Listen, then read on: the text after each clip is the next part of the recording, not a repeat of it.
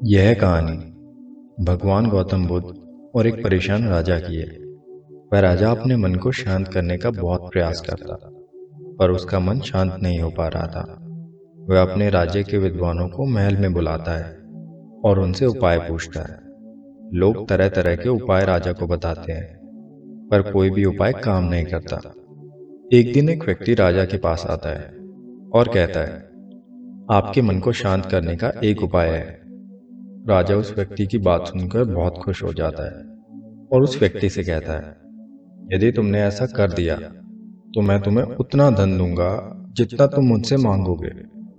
वह व्यक्ति राजा से कहता है, आपका मन मैं शांत नहीं कर सकता, पर मैं एक महात्मा को जानता हूँ जो आपका मन शांत कर सकते हैं। आप उनसे एक बार अवश्य मिले, वह आपकी दुविधा दूर कर देंगे। वह व्यक्ति जिस महात्मा की बात राजा को बता रहा था वो और कोई नहीं बल्कि महात्मा बुद्ध थे। राजा उस व्यक्ति से उन महात्मा का पता पूछते हैं। व्यक्ति राजा से कहता है, यहाँ से कुछ दूर जंगल में उनकी एक छोटी सी कुटिया है, वो महात्मा वहीं रहते हैं। राजा अपने कुछ सैनिकों के साथ महात्मा के पास पहुंचता है। गौतम बुद्ध राजा को अनदेखा सा कर देते हैं। राजा सोचते हैं कि शायद इन्होंने मुझे सुना नहीं। राजा फिर कहता है, मैंने सुना है आप बहुत बड़े महात्मा हैं, क्या आप मेरी समस्या का समाधान करेंगे? बुद्ध उस राजा के किसी भी सवाल का उत्तर नहीं देते। राजा मन ही मन सोचता है कि बुद्ध उसे उत्तर क्यों नहीं दे रहे हैं। राजा मुद्दे की बात पर आता है। राजा बुद्ध से पूछता है, क्या आप मेरे मन को शांत कर सकते हैं? बुद्ध मुस्कुराते हैं और राजा से पूछते हैं, तुम्हारा मन अशांत क्यों है? राजा कहता है, वैसे तो मेरे पास किसी भी चीज की कमी नहीं है। धन तो मेरे पास इतना है जिसका मुझे खुद अंदाजा नहीं। सभी सुख सुविधाएं हैं। लोग मेरा बहुत आदर करते हैं। मैंने बहुत सारे दान पुण्य भी किए हैं, पर बस एक चीज की कमी है, मेरा मन अशांत रहता है। यदि यह कभी शांत हो भी जाए तो यह फिर से अशांत हो जाता है। क्या आप मेरे मन को शांत कर सकते हैं?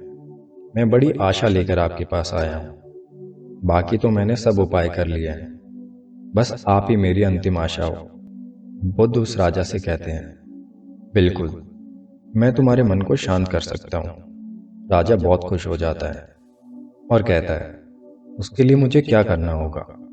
बुद्ध मुस्कुराते हैं और कहते हैं, कल सुबह तुम मेरे पास आना, पर ध्यान रहे कि अकेले आना।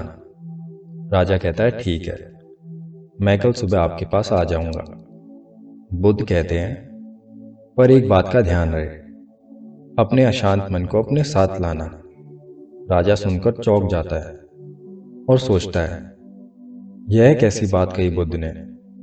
राजा कहता है, आपने क्या कहा? कृपा करके एक बार और बताएं। बुद्ध राजा से कहते हैं, तुम कल सुबह जल्दी आना और अपने अशांत मन को साथ लेकर आना। कहीं ऐसा ना हो कि तुम उसे अपने महल में ही छोड़ आओ। राजा सोचता है कि भला इससे क्या होगा, पर क्योंकि अब उस राजा के पास कोई विकल्प नहीं था, इसलिए वह सोचता है कि एक बार प्रयास कर लेना चाहिए। अगली सुबह राजा बुद्ध के पास पहुंचता है और कहता है, मैं आ गया। बुद्ध उस राजा से कहते हैं, तुम तो आ गए, ठीक है, लेकिन तुम्हारा अशांत मन कहाँ है?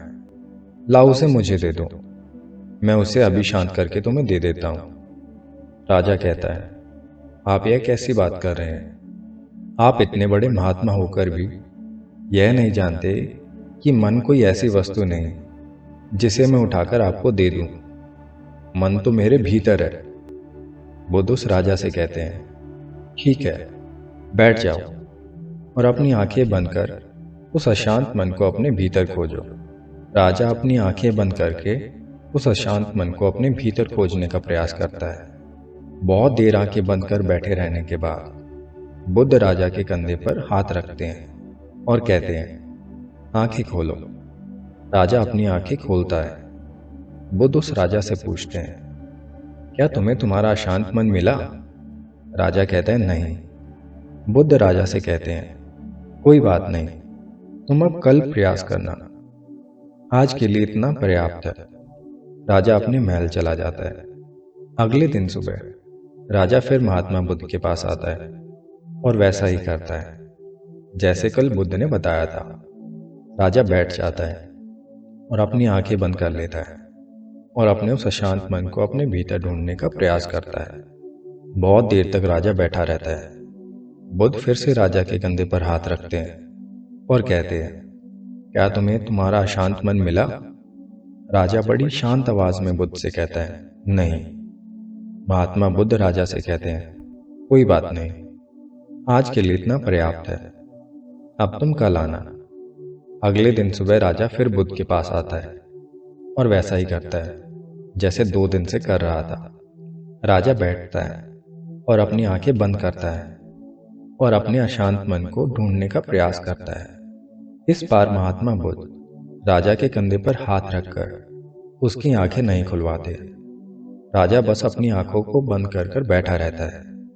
काफी समय बीत जाता है। बुद्ध राजा के पास ही बैठे रहते हैं।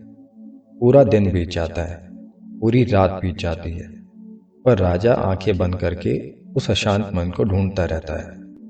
अगले दिन सुबह राजा की आंखें खुलती हैं और जैसे ही राजा की आंखें खुलती हैं, राजा अपना सर महात्मा बुद्ध के चरणों में रख देता है और कहता है, मुझे मेरा अशांत मन तो नहीं मिला, पर वह शांति जरूर मिल गई जिसकी तलाश में मैं अब तक भटक रहा था। उस राजा की तरह आप भी अपने अशांत मन को कहीं बाहर खोज रहे हैं। वह शांति कहीं बाहर नहीं, आपके भीतर ही है। बस आपको जरूरत है उसे अपने भीतर खोजने की। सच है कि पैसों से बहुत कुछ खरीदा जा सकता है, लेकिन संतोष नहीं। यह एक ऐसी चीज है जो हमें अपने अंदर विकसित करनी होती है। आज दुनिया में ऐसे लोगों की कोई कमी नहीं जिनके पास बहुत संपत्ति है, पर फिर भी वे खुद को कंगाल समझते हैं क्योंकि उनके पास मन की शांति नहीं है। दोस्तों, सफलता प्राप्त करने के लिए मन की शांति होना बहुत जरूरी है। एक अशांत और चिंतित मन से आप किसी बढ़िया परिणाम की उम्मीद नहीं कर सकते। जिंदगी की बहुत सारी दौलतों में से एक है मन की शांति। इस दौलत के बिना आप अमीर नहीं कहला सकते, क्योंकि ऐसी अमीरी किस काम की जिसे पाकर भी आप खुश न हो। शांति एक ऐसी चीज है जो किसी भी उपलब्धि पर मन को सुकून देती है। सुख को महसूस करने के लिए मन में शांति बहुत जरूरी है। अगर आप एक सच्चे दौलतमंद इंसान बनना चाहते हैं तो मन की शांति बनाए रखें। इस बात का हमेशा प्रयास कीजिए कि आप कैसे खुद के मन को शांत कर सकते हैं। किसी ने सच कहा है, शांति का कोई मार्ग नहीं, बल्कि शांति खुद एक मार्ग है। नमस्कार।